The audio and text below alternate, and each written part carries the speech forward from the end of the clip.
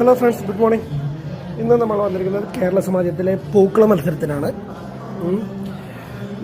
ഈ ശ്രാവണം 25ൻ്റെ ഭാഗമായിട്ട് നിരവധി ടീമുകളാണ് പൂക്കള മത്സരത്തിൽ പങ്കെടുക്കുന്നത്.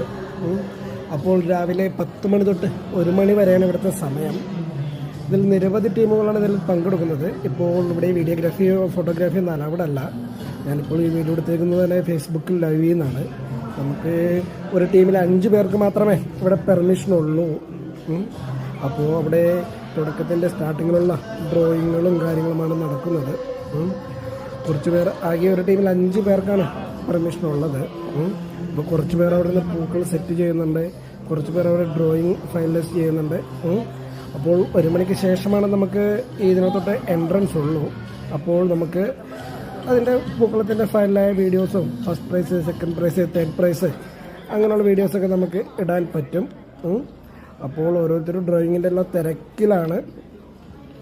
ഫസ്റ്റ്, സെക്കൻഡ്, തേർഡ് അങ്ങനെ 3 പ്രൈസുകളാണ് ഈ പൂക്കള മത്സരത്തിൽ നമുക്കുള്ളത്.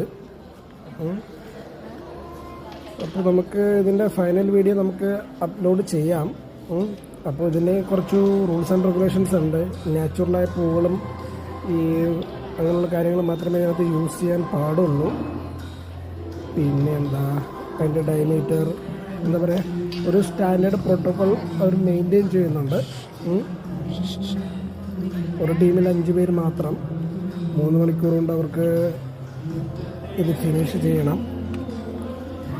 പിന്നെ ഇലകളോ കായ്ക്കളോ ഉണ്ടെങ്കിൽ ഇത്ര പേഴ്സൻറ്റേജ് അതിൻ്റെ പ്രോട്ടോക്കോൾ സ്റ്റാൻഡേർഡൊക്കെ അവർക്ക് ടീമുകൾക്ക് നേരത്തെ അവർ കൈമാറിയിട്ടുണ്ട്.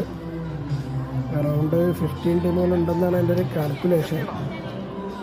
കൂടുതൽ വിവരം നമുക്കറിയില്ല. അപ്പോൾ ഒരു ഫൈനൽ വീഡിയോ ആയിട്ട് വരാം നമുക്ക്. അപ്പോൾ എല്ലാവരും സപ്പോർട്ട് ചെയ്യുമെന്ന് പ്രതീക്ഷിക്കുന്നു.